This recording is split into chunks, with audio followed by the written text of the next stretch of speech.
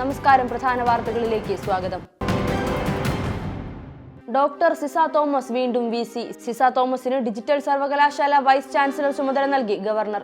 നേരത്തെ ഡോക്ടർ സിസ സാങ്കേതിക സർവകലാശാല VCയുടെ ചുമതല വഹിച്ചിരുന്നു.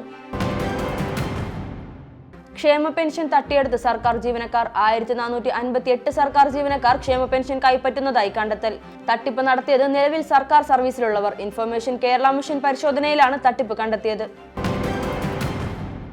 സാമൂഹ്യ സുരക്ഷാ പെൻഷൻ അനർഹർ കൈപ്പറ്റിയ സംഭവം. ആവശ്യമായ നടപടിയെടുക്കാൻ നിർദ്ദേശം നൽകിയെന്ന് മന്ത്രി KN ബാലഗോപാൽ. പാവപ്പെട്ടവരുടെ പെൻഷൻ തുക തട്ടിയെടുക്കുന്നത് അംഗീകരിക്കാനാകില്ല.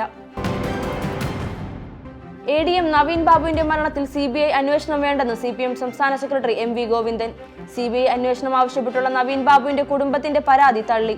പാർട്ടി നവീന്റെ കുടുംബത്തിനൊപ്പമാണെന്നും MV ഗോവിന്ദൻ ആവർത്തിച്ചു. എന്നാൽ CBI അന്വേഷണത്തെക്കുറിച്ച് വ്യക്തമായ ധാരണ പാർട്ടിക്കുണ്ട്. ഈ നിലപാടിൽ മാറ്റമില്ല. CBI കൂട്ടിലടച്ച തത്തയാണെന്നും MV Govindan. Kozhikode lodge മുറിയിലെ യുവതിയുടെ മരണം. ഫസീലയെ ശ്വാസം മുട്ടിച്ച് കൊലപ്പെടുത്തിയതെന്ന് പോസ്റ്റ്മോർട്ടം റിപ്പോർട്ടിലെ സൂചന. യുവതിക്കൊപ്പം മുറിയിലുണ്ടായിരുന്ന യുവാവിനായി അന്വേഷണം ഊർജിതമാക്കി പോലീസ്.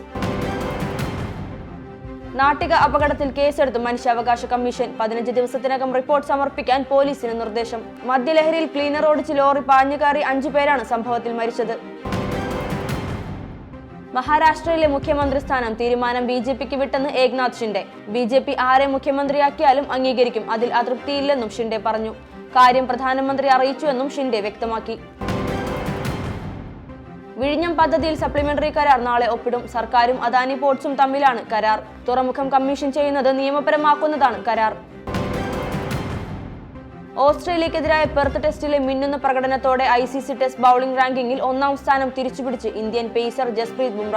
ടെസ്റ്റ് റാങ്കിങ്ങിൽ 2 സ്ഥാനം കയറിയ ബുംറ വീണ്ടും 883 റാങ്കിംഗ് പോയിന്റുമായി ഒന്നാമതെത്തിയപ്പോൾ ദക്ഷിണാഫ്രിക്കയുടെ കാഗിസോ റബാഡ 2ാമതും ഓസ്ട്രേലിയയുടെ ജോഷ് ഹെയ്സൽവുഡ് 3ാമതുമാണ്. ഇന്ത്യയുടെ R അശ്വിനാണ് 4ാം സ്ഥാനത്ത്. ഇതോടെ ഇന്നത്തെ പ്രധാന വാർത്തകൾ അവസാനിച്ചു. നന്ദി, നമസ്കാരം.